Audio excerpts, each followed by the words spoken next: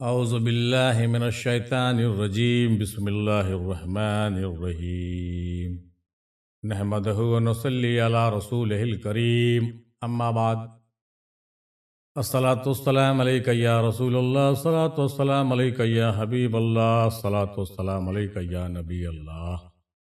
مرکز افضلیہ کے سامعین السلام علیکم ورحمۃ اللہ وبرکاتہ۔ آئیے آج محرم کے مہینے کو مد نظر رکھتے ہوئے ایک شعری نشست کرتے ہیں جس میں بالخصوص امام عالی مقام کے مرتبے اور ان کے شان سے متعلق اشعار پر ہم لوگ گفتگو بھی کریں گے، اشعار بھی پڑھیں گے اور ذکر خیر بھی ہوگی اور غور و فکر بھی ہوگی انشاءاللہ تعالیٰ، کیونکہ محرم کا بھی مہینہ چل رہا ہے اور محرم کے مہینے میں زیادہ نشستیں ہم لوگ نہیں کر پائے۔ اس کی وجہ یہ تھی کہ عرس میم ہندی سرکار میم ہندی شاہ افضل رحمۃ اللہ علیہ کا بھی انعقاد ہوا، جس میں مختلف تقاریر آپ نے سماعت فرمایا، پروگرامز اور گل پوسی چادر پوسی بھی ہوئی۔ اس کے علاوہ تعزیہ داری اور کربلا کی جو ہے آمد و رفت اور اس میں مشغولیت ہونے کی وجہ سے ہم لوگوں نے جو ہے تعلیمی نشست کو کچھ دنوں کے لیے بالخصوص 10-12 تاریخ تک ہم نے جو ہے سسپینڈ کیا ہوا تھا، لہٰذا آئیے آج 13 نہیں بلکہ 14 تاریخ محرم کی ہے۔ آج اس موقع پر جو ہے فرصت کے موقع میں آج ہم لوگ پھر جو ہے کچھ گفت و شنید کر لیں، وقت نکال کر اس نشست میں شامل ہوئیے اور صدقہ جاریہ حاصل کیجیے اور فیض و برکات سے جو ہے سرفراز ہوئیے۔ عرض کیا ہے کہ کون کہتا ہے ختم ہوئی کربلا کی جنگ، کون کہتا ہے ختم ہوئی کربلا کی جنگ، ہم لڑ رہے ہیں آج بھی نسل یزید سے، ہم لڑ رہے ہیں آج بھی نسل یزید سے، کون کہتا ہے کہ ختم ہوئی کربلا کی جنگ، یعنی کربلا کی جنگ ختم نہیں ہوتی ہے اور ہم لوگ اس کے نسلوں سے آج بھی لڑ رہے ہیں اور قیامت تک لڑتے رہیں گے، کیونکہ حسینیت اور یزیدیت جو ہے کیا ہے، ایک علامت کا نام ہے۔ حسینیت آج بھی زندہ ہے اور یزیدیت بھی آج کہیں نہ کہیں ہر جگہ دکھے گا، چنانچہ ان علامات کو پہچاننے کی ضرورت ہے اور حق و باطل کی جنگ میں شریک ہونے کی ضرورت ہے۔ اسی لیے کہا کہ کون کہتا ہے ختم ہوئی کربلا کی جنگ، ہم لڑ رہے ہیں آج بھی نسل یزید سے، ہم لڑ رہے ہیں آج بھی نسل یزید سے۔ اور یہ بہت خوبصورت شعر آ گیا سامنے کہ آئینہ جب اٹھایا کرو پہلے دیکھا کرو پھر دکھایا کرو، آئینہ جب اٹھایا کرو، آئینہ جب بھی اٹھایا کرو پہلے دیکھا کرو پھر دکھایا کرو، یعنی جب آئینہ کو اٹھائیے تو پہلے اپنی تصویر اس میں دیکھیے کہ آپ کیا ہیں، پھر دوسرے کو دکھائیے کہ وہ کیا ہے۔ بنا اپنی تصویر دیکھے ہوئے دوسرے کو آئینہ مت دکھائیے، بلکہ پہلے اپنی تصویر دیکھیے، اس کے بعد دوسروں کو وہ آئینہ دکھائیے۔ کہنے کا مطلب یہ ہوا کہ سب سے پہلے اپنے اندر کی خرابیوں کو ڈھونڈنے اور اس کو پہچاننے کی ضرورت ہے، بعد ہو کسی دوسرے پر جو ہے تنقید کرنے کا آپ کو حق ہے۔ پہلے آپ اپنے آپ کو دیکھیے، اپنی خامیوں اور غلطیوں پر نگاہ ڈالیے اور اس کے بعد ہی کسی کے بارے میں بات کریے تو زیادہ بہتر ہے۔ یہی یہ شعر کہتا ہے کہ آئینہ جب اٹھایا کرو پہلے دیکھا کرو پھر دکھایا کرو، پہلے دیکھا کرو پھر دکھایا کرو۔ اور یہ شعر بھی بہت مزے کا نکل گیا، کہا کہ کعبہ کے ہم طواف میں شامل نہ ہو سکے، کعبہ کے ہم طواف میں شامل نہ ہو سکے، بیٹھا تھا صنم روبرو اور وقت نماز تھا، بیٹھا تھا صنم روبرو اور وقت نماز تھا، اس لیے کعبہ کے ہم طواف میں شامل نہ ہو سکے، یعنی کعبہ کے طواف میں ہم شامل نہیں ہو سکے تو کوئی حرج کی بات نہیں ہے۔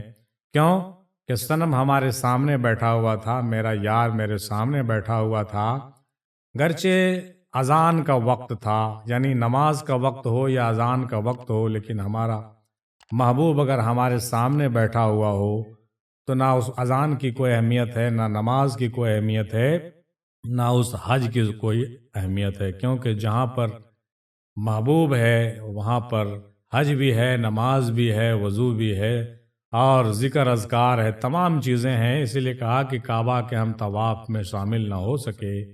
بیٹھا تھا صنم روبرو اور وقت نماز تھا۔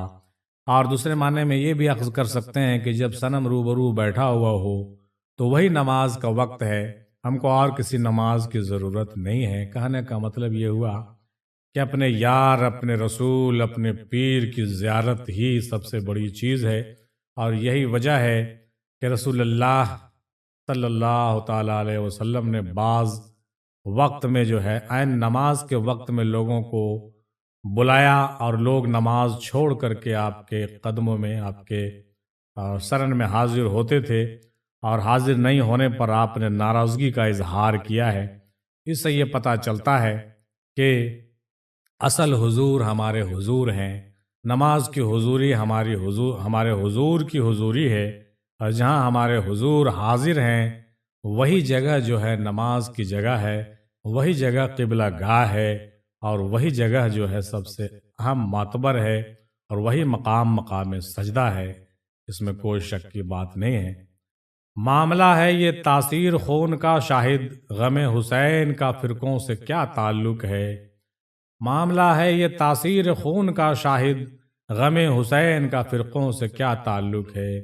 مطلب یہ ہوا کہ غم حسین کو فرقے سے تعلق نہیں ہے، بلکہ یہ معاملہ جو ہے خون کے تاثیر کا ہے، اور حق و باطل کی پہچان کا ہے، اور یہ دیکھنے کی ضرورت ہے کہ ہم کون ہیں، کس نسل والے ہیں۔ جیسا کہ ہم نے پہلے ذکر کیا کہ یہ معاملہ جو ہے حسین و یزید کی علامت جاری و ساری ہے، اور ہمیشہ اس کو جو ہے چلتی رہے گی، اور یہ علامات جو ہے بالکل قائم رہے گی، قیامت تک قائم رہے گی، اور ہر تمام مسلمان اور تمام مومنوں کو جو ہے یہ ضرورت ہے اس بات کی کہ وہ ان علامتوں کو پہچانے کہ کدھر حق ہے، کدھر باطل ہے۔ حق جدھر بھی ہے ادھر ساتھ ہونے کی ضرورت ہے، یہی حسینیت ہے، اور جدھر باطل ہے ادھر سے انحراف ہونے اور ادھر سے اختلاف کرنے اور اس سے لڑنے کی ضرورت ہے، کیونکہ وہ یزیدیت ہے، اور یہ علامت ہمیشہ باقی رہتی ہے، ہمیشہ چلتی رہتی ہے۔ اس کو سخت ضرورت ہے کہ اس کی پہچان کی جائے۔ بغیر اس پہچان کے، بغیر اس کے سمجھ کے کوئی بھی معاملہ جو ہے دین کا ہم پائے تکمیل کو نہیں پہنچا سکتے۔ کہنے کا مطلب یہی ہوا جو واضح ہو چکا ہے۔ قلم کی پیاس بجھتی ہی نہیں، مداح محمد سے میں کن لفظوں میں اعتراف تشنگی لکھوں، میں کن لفظوں میں اعتراف تشنگی لکھوں۔ قلم کی پیاس بجھتی ہی نہیں مداح محمد صلی اللہ تعالی علیہ وسلم سے، یعنی محمد صلی اللہ تعالی علیہ وسلم کے مداحوں سے، نعت خوانوں سے اور شاعروں سے، شاعر اسلام سے قلم کی پیاس نہیں بجھتی ہے، چاہے جتنی بھی تعریف رسول پاک صلی اللہ تعالی علیہ وسلم کے لکھیں کم ہے۔ میں کن لفظوں میں اعتراف تشنگی لکھوں، اور یہ تشنگی جو باقی ہے اس کے لکھنے کے لیے بھی ہمارے پاس لفظ نہیں ہے، یعنی محبوب حقیقی کی شان جو ہے بیان کرنے سے ہم قاصر ہیں، یہ حق ہے۔ گردید کا ہے شوق تو ہستی سے درگزر، پھر ممکن نہیں کہ یار تیرا روبرو نہ ہو، پھر ممکن نہیں کہ یار تیرا روبرو ہو۔ گردید کا ہے شوق تو ہستی سے گزر کر، ہستی سے درگزر، یعنی اگر دید کا شوق ہے تو ہستی سے گزرنے کی ضرورت ہے، اور ہستی کو چھوڑنے کی ضرورت ہے، ہستی سے بے پرواہ ہونے کی ضرورت ہے، ہستی بچانے کی ضرورت نہیں ہے، بلکہ کربلا کے پیغام کے مطابق ہستی کو لٹانے کی ضرورت ہے۔ پھر ممکن نہیں کہ یار تیرا روبرو نہ ہو، جو کوئی اس فنا کے اس راہ سے گزر جائے گا یقیناً وہ بقا کی منزل کو پائے گا، اور یار اس کے روبرو ہوگا، اور بشارت و ولایت اس کو عطا ہوگی یقیناً۔ حسین مٹ سکے یہ ہر یزید وقت کی ہے آرزو، حسین مٹ سکے یہ ہر یزید وقت کی ہے آرزو، یزید مر گیا مگر جگہ جگہ حسین ہے، عجب لڑی ہے جنگ بھی حسین نے یزید سے، کہ اس سے بڑھ کے جیت کیا، یزید تھا حسین ہے، یزید تھا حسین ہے۔ یہ شعر تو ہم لوگ سنتے رہتے ہیں، اس کا جیرہ یہ سن لیجئے کہ حسین مٹ سکے یہ ہر یزید وقت کی آرزو ہوتی ہے، میں نے جیسا کہ پہلے کہا کہ علامت یزید اور علامت حسین ہر زمانے میں موجود ہے اور یہ ہمیشہ موجود رہے گا۔ تو ہر زمانے کے جو یزید ہیں یا جو یزیدیت ہے اس کی یہ آرزو ہوتی ہے کہ حسین مٹ جائے، حسینیت مٹ جائے، حسین مٹ جائے، حسینیت مٹ جائے، اسلام کا جو شجر ہے وہ کٹ جائے اور مٹ جائے۔ لیکن ہوتا کیا ہے، یزید مر جاتا ہے اور حسین اور حسینیت زندہ رہ جاتی ہے، حسینیت باقی رہ جاتی ہے، کیونکہ اسلام وہ پودا ہے کاٹو تو ہرا ہوگا۔ اسلام ایک ایسا درخت ہے جس کے کاٹنے سے اور ہریالی آتی ہے، تو وہ جو ہے مٹتی نہیں ہے۔ یہی وجہ ہے کہ تمام اماموں کو شہید کر دیا گیا اور کربلا میں 72 شہداء کو شہید کر دیا گیا، اور بعض کئی اللہ والوں کو بھی جو ہے ان کے ساتھ ظلم و ستم اور جبر کیے گئے۔ اس کو نیست و نابود کرنے کے بہت کوشش کیے گئے، لیکن جتنا زیادہ اس کو دبایا جاتا ہے، جتنا زیادہ اس کو نیست و نابود کرنے کی کوشش کی جاتی ہے، اتنا ہی زیادہ اسلام کا جو پودا ہے وہ ہرا ہونے لگتا ہے، پتیاں اور شاخیں اس میں پھوٹنے لگتی ہے اور وہ سرسبز ہو کر شجرہ محمدیہ بن کر، شجرہ علویہ، قادریہ، چشتیہ، نقشبندیہ، سہروردیہ، مجیبیہ، فردوسیہ، افضلیہ بن کر پورے دنیا میں بالکل گوسے گوسے میں پھیل جاتا ہے، چپے چپے میں چھا جاتا ہے۔ اور یہ بات یزید اور یزیدیت کو جو ہے برداشت نہیں ہوتی ہے، اور اس کے اندر حسد اور بغض کا مادہ بڑھتا ہی چلا جاتا ہے، اور پھر سے وہ انتقام لینے کے لیے نئی شکل و صورت لے کر کھڑا ہوتا ہے، اور وہ بہت کوشش کرتا ہے کہ وہ حسینیت کو زیر کر دے، اس کو جو ہے پسپا کر دے، اس کو جو ہے نیست و نابود کر دے، لیکن وہ اپنے ارادوں میں ہمیشہ پست ہو جاتا ہے، ہار جاتا ہے، اور سوائے کہیے کہ افسوس کرنے کے اس کے پاس کچھ نہیں رہتا ہے۔ ہر زمانے میں یہ چیزیں ہوتی آئی ہیں اور آج بھی ہو رہا ہے، اور چاہے وہ کہیں بھی ہو، چاہے وہ جس فرقے میں ہو، جس صورت میں ہو، جس رشتے میں ہو، ہر طرف، ہر جگہ، گھر گھر میں، زمانے میں، گاؤں گاؤں میں، علاقے میں، ہر جگہ یہ چیز آپ کو مل جائے گی۔ ضرورت ہے تو اس کو پہچاننے کی ضرورت ہے، اور حسینیت کے ساتھ کھڑے ہونے کی ضرورت ہے، اور یزیدیت کے ساتھ انحراف کرنے اور اختلاف کرنے کی سخت ضرورت ہے۔ مسلک کے اس فساد نے محدود کر دیا، ورنہ حسین فرض ہیں امت رسول پر، یعنی امت پر حسینیت جو ہے فرض ہے، اور حسین کو تسلیم کرنا فرض ہے۔ یعنی محرم کو صرف منانا نہیں، بلکہ امام حسین کے آئیڈیولوجی کو فالو کرنا، آئیڈیولوجی کو سمجھنا اور سمجھانا ہم پر فرض ہے۔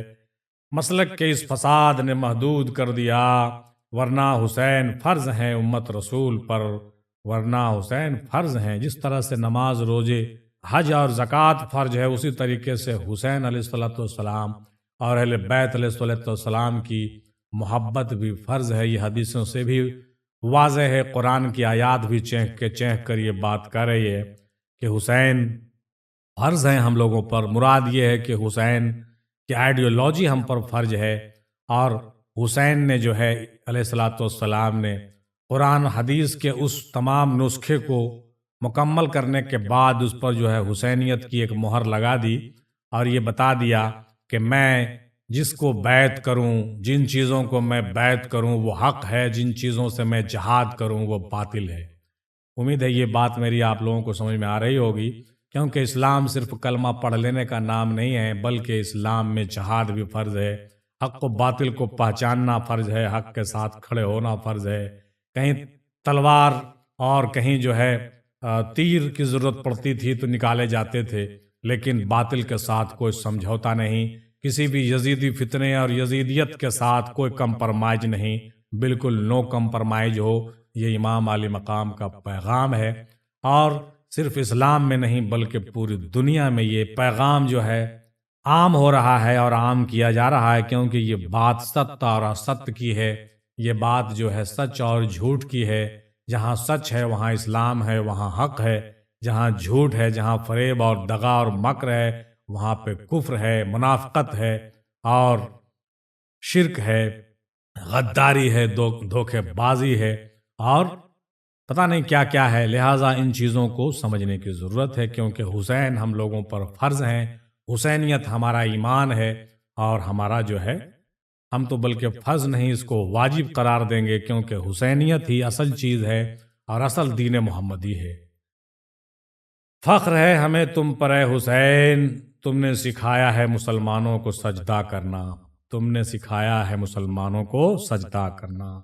یا امام علی مقام علیہ الصلوۃ والسلام، ہمیں آپ پر فخر ہے کہ آپ نے ہم کو صحیح سجدہ کرنا سکھا دیا، ہم کو سجدہ کرنے کی حیت اور مائیت سکھا دی۔ ہم نے نہیں سمجھا تھا پہلے کہ سجدہ کرنا کیا ہے، ہم صرف نمازوں کو پڑھنا، مسجدوں کو جانا سجدہ کرنا سمجھتے تھے، ہم صرف طواف کرنا سجدہ کرنا سمجھتے تھے، لیکن اے امام حسین علیہ الصلوۃ والسلام، آپ نے ہم کو صحیح معنوں میں سجدہ کرنا سکھا دیا اور یہ بتا دیا کہ سچا سجدہ کیا ہوتا ہے اور سجدہ عشق کیا ہوتا ہے، اور وضو خون سے کرنا کیا ہوتا ہے، اور حق کو پہچاننا کیا ہوتا ہے، اور باطل کے آگے سرنگوں نہیں ہونا یہ کیا ہوتا ہے۔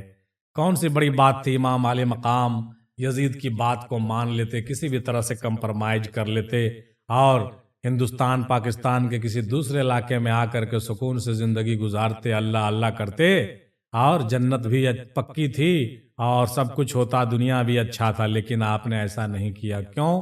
کیونکہ آپ کو یہ پروف کرنا تھا کہ میں مر سکتا ہوں لیکن یزید سے بیعت نہیں کر سکتا، میں مر سکتا ہوں، میں برباد ہو سکتا ہوں، پورا خیمہ میرا لٹ سکتا ہے، لیکن کسی بھی حال میں باطل کے ساتھ میں کمپرمائز نہیں کر سکتا ہوں۔ میں کسی ایسے آدمی کو اپنا رہبر اور خلیفہ تسلیم نہیں کر سکتا جو بالکل شریعت کو نہیں مانتا ہو، جو بالکل مکمل طور پر جو ہے جھوٹ، مکر و فریب، دغا اور ریاکاری اور غداری اور بےایمانی اور شراب خوری اور زناکاری جیسے بہت بڑے بڑے برے صفتوں کا جو حامل ہے، وہ شخص کو میں کسی بھی صورت میں اپنا رہبر اور اپنا خلیفہ تسلیم نہیں کر سکتا۔ دیٹ مینس میں بھی نہیں کرتا ہوں اور کوئی بھی نہیں کرے۔ یہی اسلام ہے، اس کی پہچان انہوں نے کر دی اور بتا دیا کہ مجھے سجدہ جو ہے حق کو کرنا ہے، باطل کے آگے بالکل کھڑے ہو جانا ہے۔ لوگوں نے آپ پر 18,000 فتوے صادر کیے، لوگوں نے آپ کو باغی کہا، لوگوں نے آپ کو جو ہے اکڑو کہا، لوگوں نے آپ کو کیا کیا نہیں کہا، نعوذ باللہ من ذالک، لیکن اللہ عالم بالصواب، اللہ جانتا ہے، اللہ کے رسول جانتے ہیں، اور ہم لوگ بھی اس حقیقت کو جان گئے ہیں کہ حسین علیہ الصلوۃ والسلام یقیناً حق پر تھے، اور حق پر کیوں نہیں ہو، کیونکہ حق جو ہے ان کی ملکیت ہے، ان کی جاگیر ہے، مولا علی اور اہل بیت علیہ الصلوۃ والسلام کے گھر کا میراث اور سرمایہ ہے، رسول پاک کی پونجی ہے، اور یہ چیز کہیں دوسری جگہ جائے نہ جائے لیکن رسول پاک کے خانوادے سے کبھی ہٹ نہیں سکتی ہے، کیونکہ اللہ کے رسول نے کہا دیا تھا کہ اے اللہ، حق کو ادھر کر دے جدھر حضرت علی ہوں، یعنی حضرت علی اور ان کا کنبہ جدھر ہے حق بھی ادھر ہوگا۔ یہ نہیں کہا کہ جدھر حق ہو ادھر ہمارے اہل بیت کو کر دے، حضرت علی کو کر دے، نہیں، بلکہ یہ کہا کہ جدھر مولا علی جائیں ادھر حق کو کر دے۔ مطلب یہ ہوا کہ مولا علی اور کنبہ علی جو ہے مکمل حق اور حق پر ہیں، حق پر ہی ہیں، یقیناً حق پر ہیں۔ لہٰذا یہ بات واضح طور سے سمجھنے کی ضرورت ہے، لیکن اس زمانے کے لوگوں نے جو ہے امام علی مقام کو نہیں پہچانا، اور افسوس تو تب ہوتا ہے کہ آج کے زمانے میں بھی حسینیت کو ہم لوگ جب نہیں پہچانیں گے تو کیا ہوگا؟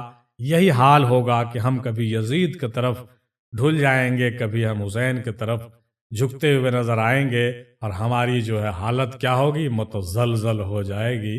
ہم متزلزل حالت میں رہیں گے، نہ ادھر کے رہیں گے نہ ادھر کے رہیں گے۔ اور ہندی میں کہاوت ہے کہ جو دونوں طرف ہوتا ہے وہ کہیں کا نہیں ہوتا۔ وہ کیا ہوتا ہے؟ وہ یا تو منافق ہوتا ہے، یا تو دنیا پرست ہوتا ہے، یا تو مفاد پرست ہوتا ہے، یا بہت ہی گھٹیا انسان اور نیچ انسان ہوتا ہے۔ یہ تو ہندی میں بھی لوگ اس بات کو کہتے ہیں۔ تو کہنے کا مطلب کہ فخر ہے ہمیں تم پر اے حسین، تم نے سکھایا ہے مسلمانوں کو سجدہ کرنا۔ سجدہ کرنا کیا ہے؟ یہ امام علی مقام نے ہم لوگوں کو سکھا دیا، سمجھا دیا، دکھا دیا اور پریکٹیکلی کر کے سمجھا دیا کہ سجدہ کیا ہوتا ہے۔ اسی لیے تو حضرت اقبال نے چینک چینک کر کہنا شروع کر دیا کہ وہ ایک سجدہ جسے تو گراں سمجھتا ہے، ہزار سجدے سے دیتا ہے آدمی کو نجات۔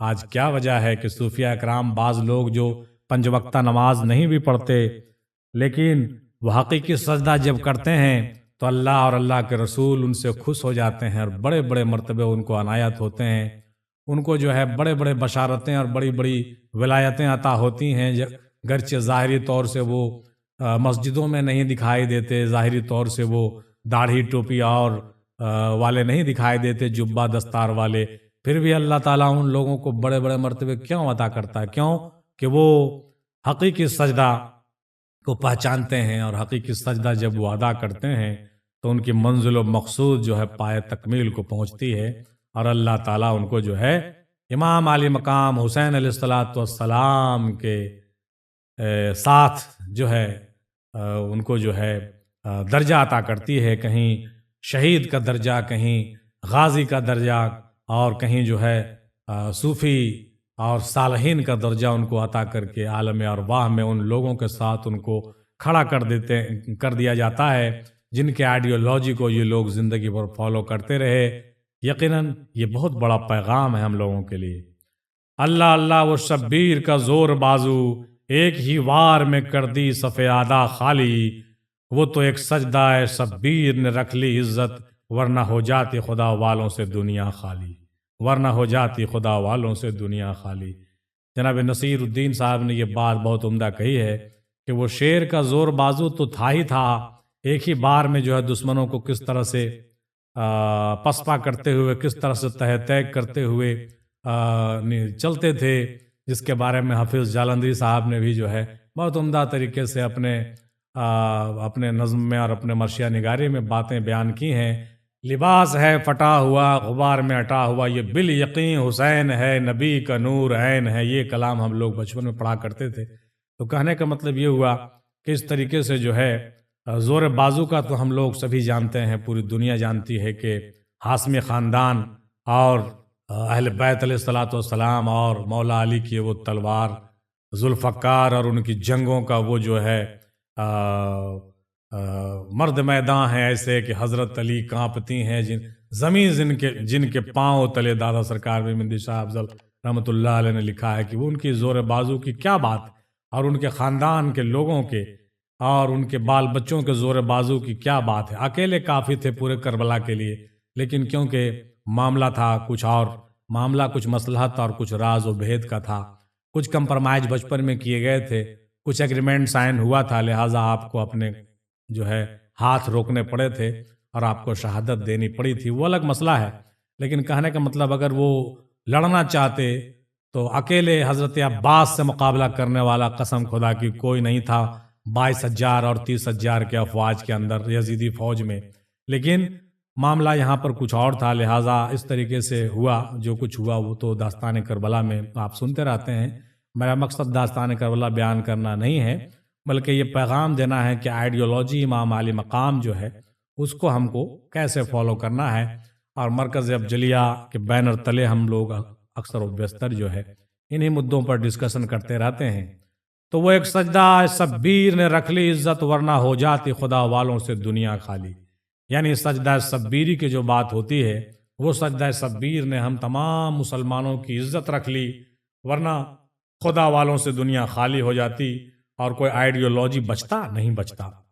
میں نے پہلے بھی کہا کہ اگر امام علی مقام علیہ الصلوۃ والسلام یزید کی بیعت کر لیتے تو آئیڈیالوجی ختم ہو جاتی، اور ہر کوئی آج ہم جیسے لوگ، آپ جیسے لوگ، تمام لوگ یہ کہنے پر مجبور ہو جاتے کہ امام علی مقام نے ایک بہت ہی غلیظ انسان سے بیعت کر لی اور کمپرمائز کر لیا، تو ہم کیوں نہیں کریں؟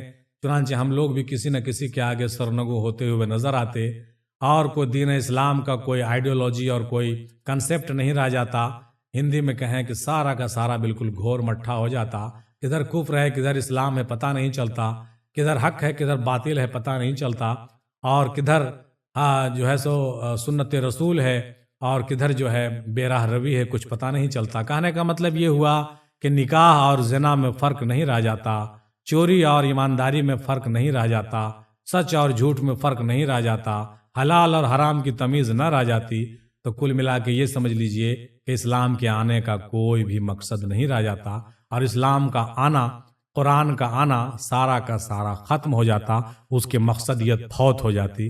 لہٰذا اس مقصدیت کو برقرار رکھنے کے لیے اور ان چیزوں کو اچھے طریقے سے سمجھنے اور سمجھانے کے لیے واقعہ کربلا کا جو ہے پورا کا پورا پرشٹھ بھومی اور پورا سندربھ تیار کیا گیا تھا، اور پوری جو ہے اس کا پس منظر اس کی بنائی گئی تھی۔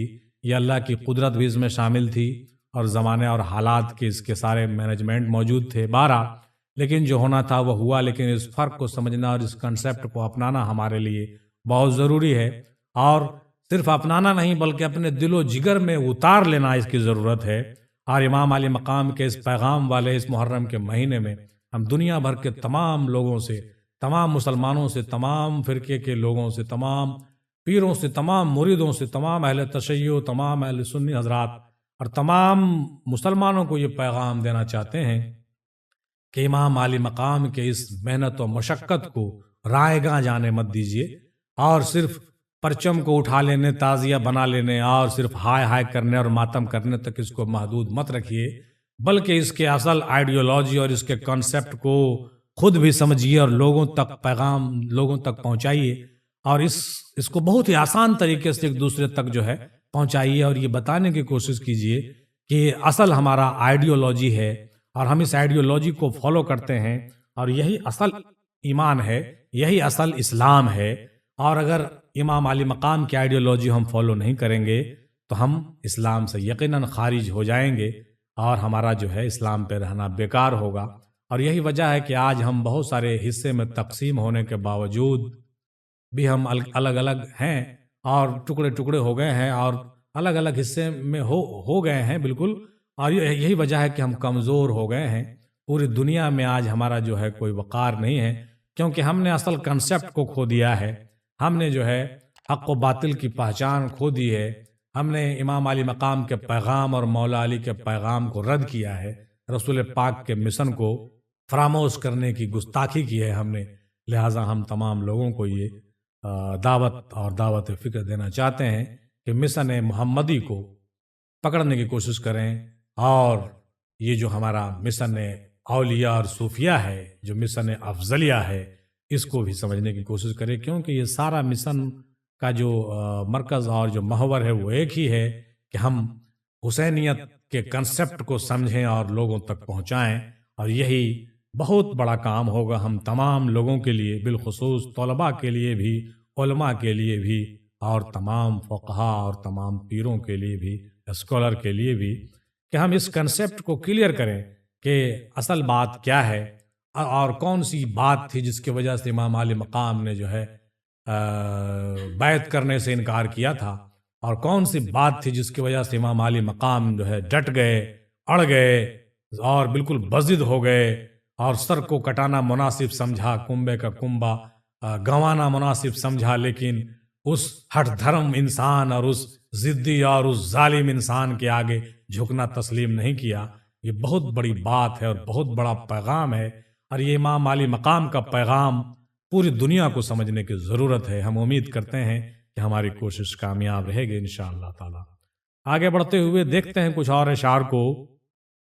حال نہ پوچھا جیتے جی عرس کریں گے مرنے پر، حال نہ پوچھا جیتے جی اور عرس کریں گے مرنے پر، یہ بہت ہی غور و فکر والا شعر ہے کہ جیتے جی اللہ والوں کے ساتھ یہی ہوتا آیا ہے ہمیشہ سے کہ لوگ جو ہے ان سے دور بھاگتے رہے، ان کو برا بھلا کہتے رہے، ان پر طرح طرح کے لعن طعن اور فتوے کرتے رہے، اور ان کے دنیا سے جانے کے بعد عرس کرنے کے لیے بڑے بڑے چادر، بڑے بڑے قیمتی چادریں، قیمتی جو ہے، اور تمام گاگر اور چادر اور یہ پھول اور وہ پھول اور بڑے بڑے گلدستے لے کر کے مزارات پہ حاضر ہوتے ہیں۔ یہ کتنا بڑا افسوس کی بات ہے کہ جیتے جی اللہ والوں کی کوئی قدر نہیں، جیتے جی جو حق کے راستے پہ چلنے والے ہوتے ہیں کوئی ساتھ چلنے کے لیے تیار نہیں ہوتا ہے اس کا، اور مرنے کے بعد چادر اور پھول لے کر کے ان کے مقبرے پہ حاضر ہوتے ہیں اور اپنی جو ہے عقیدت مندی کا اظہار کرتے ہیں، اور یہ سمجھتے ہیں کہ ہم بہت محبت ان سے کرتے ہیں۔ ارے بھائی، جب آپ ان سے محبت کرتے تو ان کی زندگی میں بھی آپ اس کے ساتھ ہوتے۔ آپ ان سے محبت کرتے تو آپ ان کی زندگی میں ان کے قدم بقدم چلتے، اور یہی ضرورت تھی ان کی۔ جس وقت ان کو آپ کی ضرورت تھی، آپ نے ان کا ساتھ نہیں دیا۔ آپ نے جو ہے ہمیشہ دور بھاگتے رہے اپنے سوارتھ اور اپنے مطلب اور ڈر سے، اپنے جسم و جان کو بچانے کے لیے، اپنے سوارتھ کے لیے، اپنے مفاد کے لیے، اپنے حرص و ہوا کے لیے، اپنے گھر بنانے، اپنے دنیا بنانے، اپنے پیسہ بچانے اور اپنے نقصان سے بچنے کے لیے آپ حق کا ساتھ نہیں دیے۔ حق والوں کو آپ کھل کر ساتھ نہیں دیے۔ مرنے کے بعد آپ ان کے قبر پر چادر چڑھانے جائیں گے تو کیا آپ سے وہ راضی ہو جائیں گے؟ ہرگز نہیں راضی ہوں گے۔ یہ بہتر ہے، اور یہ پیغام ہم اس شعر کے حوالے سے دینا چاہتے ہیں پورے دنیا کو، کہ آج بھی دنیا میں جو بھی لوگ حق پر ہیں، ان تمام حق والوں کی پہچان کیجیے اور کھل کر کے ان کا ساتھ دیجیے، کیونکہ اصل جو چیز آپ سے چاہیے وہ یہی چاہیے۔ اسی لیے تو حضرت امام علیہ مقام نے میدان کربلا میں ایک چیز مانگی تھی۔ وہ کیا مانگا تھا؟ حل من ناصر ینصرنا، کون ہے جو ہماری مدد کرے؟ حل من ناصر ینصرنا، حل من ناصر ینصرنا۔ میدان کربلا میں آپ نے کہا کہ کون ہے ہماری جو مدد کرے؟ کتنے لوگ آپ کے ساتھ آئے؟ صرف 72۔ پوری دنیا کے لاکھوں مسلمانوں میں صرف 72 انسان امام علی مقام کے ساتھ آئے، اور سارے کے سارے سرخرو ہو کر کے اللہ سے واصل ہوئے، اب بڑے بڑے درجے کے مالک ہو گئے۔ اور ہم اور آپ کیا کرتے ہیں؟ صرف گاگر اور چادر اور تاجیہ تو بناتے ہیں، اچھی بات ہے، بنانا چاہیے، لیکن ہم حق والوں کا ساتھ نہیں دیتے ہیں۔ جہاں پر حق کی بات آتی ہے وہاں سے ہم دم دبا کے نکل لیتے ہیں۔ جہاں پر حق بولنے کی بات آتی ہے وہاں پر اپنے زبانوں کو سی لیتے ہیں ڈر سے۔ جہاں پر تلوار اٹھانے کی بات آتی ہے وہاں پر ہم قلم بھی نہیں اٹھانا چاہتے، اور جہاں پر گواہی دینے کی بات آتی ہے وہاں پر ہم جو ہے بھاگ کھڑے ہوتے ہیں، گواہی تلک نہیں دینا چاہتے ہیں، زبان کھولنا نہیں چاہتے۔ لعنت ہو ان زبانوں پر جو سچی گواہی دینے سے کتراتی ہے، لعنت ہو ان قلم پر جو حق لکھنے سے گریز کرتی ہے، لعنت ہو ان تمام لوگوں اور ان کے حالات پر جو حق کا ساتھ نہیں دیتی ہے، اور ان لوگوں کو اللہ ہی ہدایت عطا کرے جو اپنے چند روزہ زندگی کو بچانے کے لیے، اپنی زندگی کے لیے، اپنی تندرستی اور صحت کے لیے حق کا ساتھ چھوڑ کر کے واویلا مچاتے ہوئے باطل کا ساتھ دیتے ہیں، اب باطل کے خیمے میں ہجڑوں کے طرح چھپ جاتے ہیں، اور بالکل زن ہونے اور عورت سے بھی بدتر ہونے کا ثبوت پیش کرتے ہیں۔ ہم ایسے لوگوں کے لیے ہمارے پاس اچھے الفاظ نہیں ہیں۔ اللہ تعالیٰ سے دعا ہے کہ ان لوگوں کو، جو لوگ اس طریقے کے کاربند ہیں یا جو ایسے حرکات کرتے ہیں، جو ان ذلیل حرکتوں کی وجہ سے حق کا ساتھ نہیں دیتے اور باطل کے طرف سمٹ جاتے ہیں، باطل کے طرف مڑ جاتے ہیں، ان لوگوں کو سچی ہدایت اور قوت عطا ہو، ان کے اندر طاقت عطا ہو تاکہ وہ کھل کے حق کا ساتھ دے سکے۔ آخر کتنے دن آپ اپنی تندرستی اور جسم کو بچائیں گے؟ کتنے دن تک آپ اپنے پیٹ کی سیوا کریں گے؟ کتنے دن تک آپ اپنے گھر کو اور اپنے بچوں کو اور اپنی حفاظت کر کے زندگی گزاریں گے؟ ایک جھٹکے میں سارا گھر، تمام بلڈنگ، تمام چیزیں فنا ہو جائے گی۔ ایک جھٹکے میں، ایک بارش میں، ایک باڑھ میں، ایک زلزلہ میں، ایک طوفان میں تمام دنیا آپ کی نیست و نابود ہو سکتی ہے۔ یہ بھی کبھی بیٹھ کر کے سوچئے، اور یہ سوچئے کہ حق کا ساتھ دینا کتنا ضروری ہے، اور اپنے آپ کو بچائے پھرنے کا جو فارمولہ ہے آپ کے پاس، یہ کمفرٹیبل زون میں جانے کا جو فارمولہ آپ نے ایجاد کر رکھا ہے، کب تک آپ کمفرٹیبل زون میں رہیں گے؟ کبھی نہ کبھی تو کمفرٹیبل زون سے آپ کو باہر آنا ہی پڑے گا۔ اور میری بات آپ کو ضرور یاد آئے گی کہ ایک بات کسی نے کہا تھا، اس لیے اس کو گانٹھ باندھ لیجئے۔ اور ہم پھر سے ریکویسٹ کرتے ہیں دنیا بھر کے تمام ان لوگوں کو جو ڈر کے باطل کا ساتھ دے رہے ہیں، ان کو ہم یہ بالکل چیلنج کرنا چاہتے ہیں، اور ان کو بالکل اعلانیہ طور سے یہ کہنا چاہتے ہیں کہ کھل کر حق کا ساتھ دیں، آپ حق کو پہچان لیں اور حق کا ساتھ دیں۔ اور ایسا نہ ہو کہ حق کو پہچانتے ہوئے بھی آپ باطل خیمے میں چلے جائیں اور آپ کے لیے دنیا بھی برباد ہو جائے اور دین بھی برباد ہو جائے۔ کیا آپ نے حضرت حر کا واقعہ نہیں سنا؟ حضرت حر نے کتنا بہترین فیصلہ لیا تھا، کتنا کوئک ڈیسیجن لیا تھا کہ انہوں نے ترت حق کی پہچان کی میدان کربلا میں، اور وہ شخص جو ان کے مخالف میں آیا تھا جنتی اور سرخرو ہو گیا، آج جائیے کربلا تو وہاں حر کا مزار اقدس بھی آپ کو ملے گا، اور یہ بات اس بات کا اعلان کرتا ہے کہ دنیا میں فقط مردان حر کی آنکھ ہے بینا. یہ بات حضرت اقبال نے بہت خوب کہی تھی کہ دنیا میں فقط مردان حر کی آنکھ ہے بینا، یعنی وہ آنکھ کی بینائی پیدا ہونی چاہیے اور مردان حر بننے کی ضرورت ہے جو حق و باطل کی تمیز کر سکے. لہٰذا ہم نے حق و باطل کی تمیز کرنے اور اس کی یاد دہانی کرانے اور اس کنسیپٹ کو کلیئر کرنے کی آپ کے سامنے کوشش کی ہے. انشاءاللہ ہماری کوشش ضرور کامیاب ہوگی. اسی لیے ہم نے کہا کہ حال نہ پوچھا جیتے جی اور عرس کریں گے مرنے پر. حال نہ پوچھا جیتے جی اور عرس کریں گے مرنے. ارے بھائی کیوں ایسا کرتے ہو؟ ان تمام لوگوں کی حال کو پوچھیے جو حق پر چل رہے ہیں، جو حق کو جھیل رہے ہیں، ان کا ساتھ دیجیے. اگر آپ ان کا ساتھ پیسے سے نہیں دے سکتے تو کم سے کم حوصلے سے دیجیے. اگر آپ حوصلے سے نہیں دے سکتے تو کم سے کم ان کو فون کر کے دیجیے، مس کال دے کر کے کیجیے، کچھ تو کیجیے تاکہ ان کو لگے کہ آپ ان کے ساتھ ہیں. اللہ تعالی ہم لوگوں کو حق والوں کے خیمے میں شامل ہونے اور حق کے ساتھ قدم با قدم چلنے کی توفیق عطا فرمائے. میں ہوں گدائے کوچائے آل نبی نصیر، دیکھے تو مجھ کو نار جہنم لگا کے ہاتھ. میں ہوں گدائے کوچائے آل نبی نصیر، دیکھے تو مجھ کو نار جہنم لگا کے ہاتھ. اے نصیر، میں آل نبی کا گدا ہوں، آل نبی کے گھرانے یعنی نبی کے گھرانے کا، نبی کے بال بچوں کا، اہل بیت اطہار کا میں کیا ہوں؟ گدا ہوں، فقیر ہوں. مجھ کو نار جہنم ذرا چھو کے تو دکھائے. نار میں اتنی قوت نہیں، اتنی طاقت نہیں کہ وہ مجھے جلا دے اور مجھے چھو دے.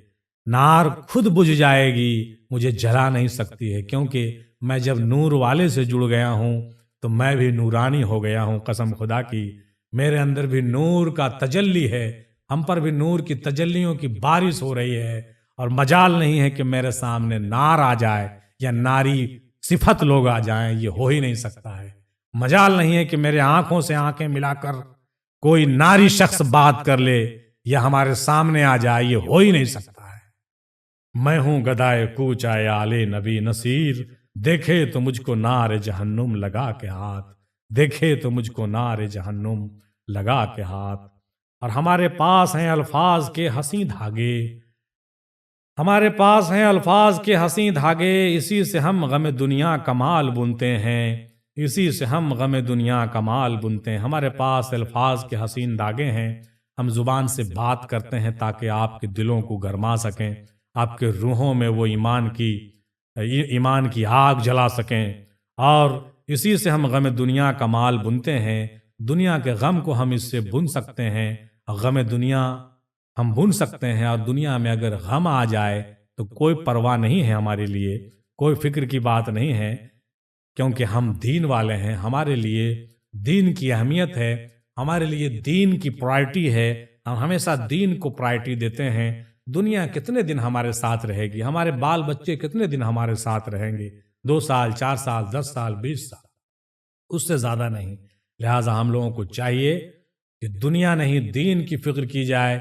دنیا کی جتنی چیزیں ہیں اللہ کا شکر ہے، نہیں ہے تو بھی اللہ کا شکر ہے، آتی ہے تو بھی بہتر، جاتی ہے تو بھی بہتر، کیونکہ یہی پیغام کربلا ہے، اور یہی پیغام حسین ہے، یہی پیغام اہل بیت ہے، یہی پیغام اولیاء ہے، اور یہی پیغام محمد صلی اللہ تعالی علیہ وسلم ہے، اور یہی پیغام امام زمانہ بھی ہے. کیونکہ آپ نے سنا ہوگا کہ حضرت امام کے بارے میں حضرت اقبال نے یہ بھی کہا ہے کہ وہی ہے تیرے زمانے کا امام برحق جو تجھے حاضر و موجود سے بیزار کرے. یعنی جو تم کو حاضر و موجود سے، جو دنیا اور دنیا پرستی سے، دنیا کی موجود اشیاء سے تم کو بیزار کرے، وہی اصل امام ہے. اور جو امام ایسا نہیں کر سکے وہ امام ہو ہی نہیں سکتا، اور جو ایسا کرتا ہے یقیناً وہ امام ہے. اس لیے اس کو سمجھنا چاہیے، کیونکہ یہ امام کا پیغام ہے اور یہی پیغام امام ہے. زندگی ڈھیر تقاضوں کا بھرم رکھتی ہے، زندگی ڈھیر تقاضوں کا بھرم رکھتی ہے. میں گزاروں نہ گزاروں یہ گزر جائے گی، میں گزاروں نہ گزاروں یہ گزر جائے گی. مبنی منافقت پہ ہے یاروں کا یہ چلن، تحقیر میری بعد میں توقیر سامنے، تحقیر میری بعد میں توقیر سامنے. مبنی منافقت پہ ہے یاروں کا یہ چلن، تحقیر میرے بعد میں توقیر سامنے. یعنی منافقت پر مبنی کیا چلن ہے جانتے ہیں؟ منافقت کس کو کہتے ہیں؟ منافقت اس کو کہتے ہیں کہ ہمارے سامنے جو ہے ہماری عزت کریں اور ہمارے بعد ہماری تحقیر اور بے عزتی کریں. یعنی جب ہم ملیں تو ہمارے سامنے بڑی عمدہ چکنی چوڑی باتیں کریں اور ہمارے پیچھے میں بہت ہیچ نیچ باتیں کریں اور ہماری تحقیر کریں. یہ منافقت ہے. یعنی مبنی منافقت پر یہ یاروں کا ہے چلن. تحقیر میری بعد میں توقیر سامنے. یعنی سامنے میں عزت کریں گے اور پیچھے میں ہماری کیا کریں گے؟ تحقیر کریں گے. حقارت کی نگاہ سے دیکھیں گے اور انڈ شنڈ بکیں گے، غلط الفاظ بولیں گے. یہ منافقت اسی کو کہتے ہیں. گرچہ منافقت کی پہچان کے حوالے سے ہم نے بہت سارے پہلے بھی بیانات اپنے چینل پہ درج کیے ہیں، مختلف عنوان سے آپ کو ملے گا. تو منافقت کی بہت ساری تعریفیں ہوتی ہیں، لیکن اس میں سب سے بڑی تعریف یہی ہے کہ سامنے میں کچھ اور پیچھے میں کچھ. کسی کے سامنے کچھ اور پیچھے میں کچھ، مجلس میں کچھ، اکیلے میں کچھ، تنہائی میں کچھ.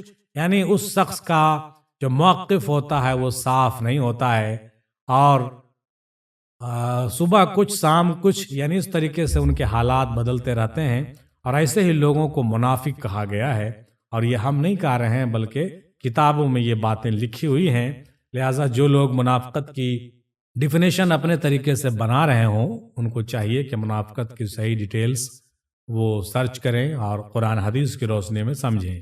اسی طریقے سے کافر اور مشرک کی بھی جو ڈیفینیشن ہے وہ اپنے طریقے سے نہیں بنائیں، بلکہ جو کافر ہے وہ کافر ہے، جو مشرک ہے وہ مشرک ہی ہے.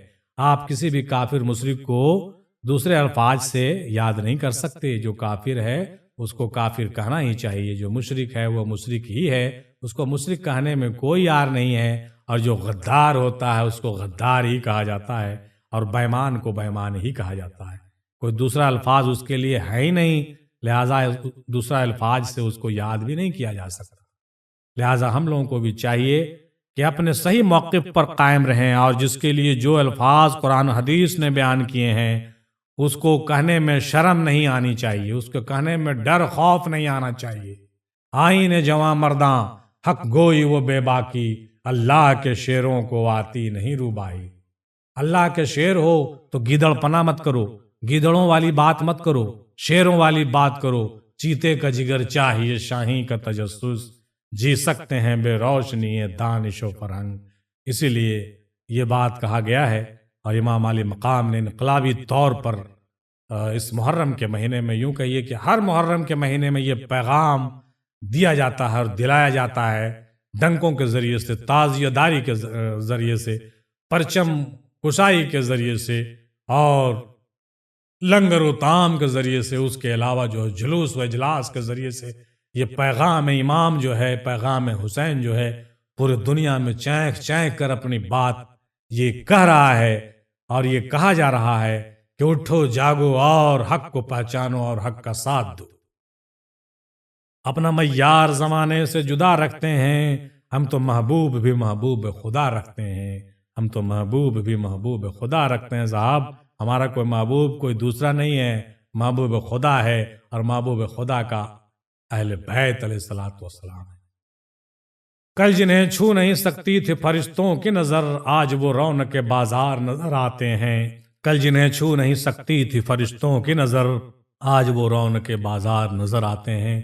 یہ کربلے کے حوالے سے یہ شعر کہی گئی ہے کہ کربلے کے موقع پر واقعہ کربلا وقوع پذیر ہونے کے بعد اہل بیت علیہ الصلوۃ والسلام کے گھر کے لوگ کس طریقے سے بازار میں پھرائے گئے، یہ منظر سوچ کر کے جو ہے دل و دماغ کانپ اٹھتا ہے.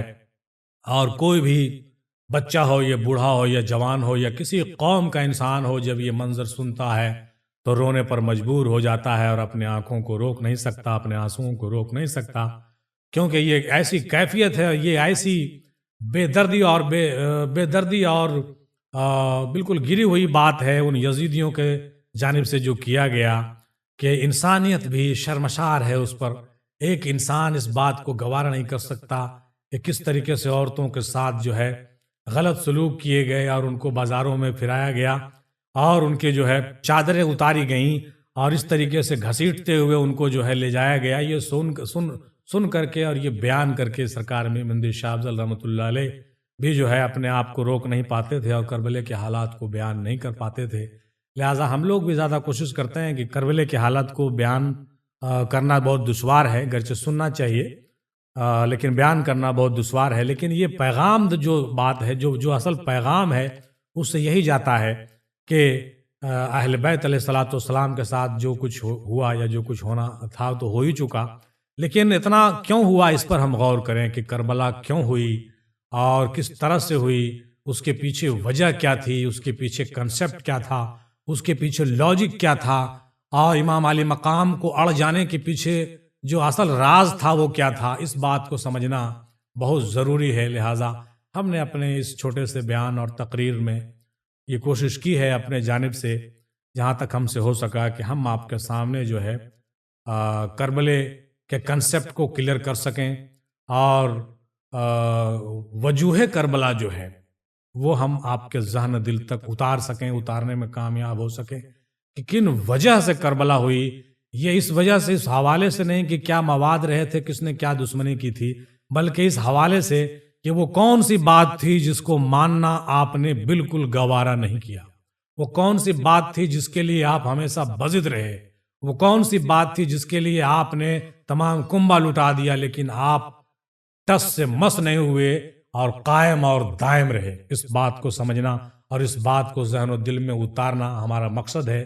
امید ہے کہ ہم آپ کے ذہن و دل میں یہ بات اتار پائے ہیں اور اتار پانے میں کامیاب ہو گئے ہیں.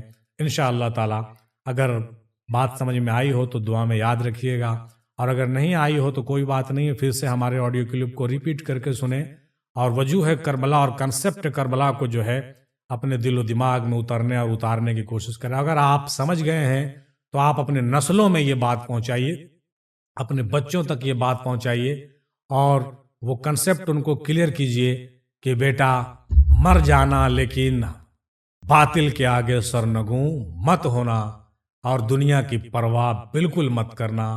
یہ پیغام ضرور لوگوں تک پہنچنا چاہیے انشاءاللہ تعالی. آج کی نشست کے لیے بس یہی کافی ہے. اللہ تعالیٰ سے دعا ہے کہ ہم لوگوں کو اہل بیت اطہار کے وسیلے میں اور صدقے میں جو ہے اللہ والوں کے خاص وسیلے سے، تمام سلاسل کے بزرگوں سے کے وسیلے سے ہمیں جو ہے دین محمدی کی سچی سمجھ عطا ہو اور جذبہ مولا علی اور جذبہ حسین عطا ہو اور قوت حسینیت اور قوت 72 شہداء عطا ہو، طاقت اور قوت عطا ہو اور کربلے کے صحیح پس منظر کو ہم سمجھ سکیں اور کربلے والوں کے صف میں شامل فرما لے اللہ تعالی ہم لوگوں کو. آمین ثم آمین. اور ساتھ ہی ساتھ یہ بھی ہم دعا کریں آخر میں کہ اے اللہ تعالیٰ کربلا والوں کے صدقے طوفیل وسیلے میں یہ بھی دعا قبول فرمائیے کہ دنیا میں جتنے بھی لوگ باطل پر ہیں، جتنے بھی لوگ یزیدیت پر ہیں اور یزیدیت کا پرچار کرنے والے ہیں، یزیدیت کو زندہ رکھنے والے ہیں، ان کو پسپا کر دیجئے، ان لوگوں کو مسمار کر دیجئے اور ان لوگوں کو تہہ تیگ کر دیجئے اور جلد سے جلد امام زمانہ امام مہدی علیہ الصلوۃ والسلام کا ظہور فرما دیجئے اور اس کا جو ہے پورا کنسیپٹ پورے دنیا کو بتا دیجئے اور حق کو غالب اور باطل کو پست اور زیر کر دیجئے، کیونکہ اللہ کا وعدہ ہے وَقُلْ جَاءَ الْحَقُّ وَزَهَقَ الْبَاطِلُ إِنَّ الْبَاطِلَ كَانَ زَهُوقًا. اور جب حق آتا ہے تو باطل مٹ جاتا ہے، کیونکہ باطل مٹنے ہی والی چیز ہے اور قیامت قریب ہے. لہٰذا یہ وقوع بھی بہت جلد ہونا بہت ضروری ہے کہ امام زمانہ کا ظہور ہو اور باطل پسپا ہو کر پست ہو جائے اور پوری دنیا میں حق کا بول بالا ہو جائے. آمین ثم آمین. وما علینا الا البلاغ وآخر دعوانا الحمد للہ رب العالمین. وبرحمتک یا ارحم الراحمین. حق لا الہ الا اللہ محمد الرسول اللہ صلی اللہ تعالی علیہ وسلم.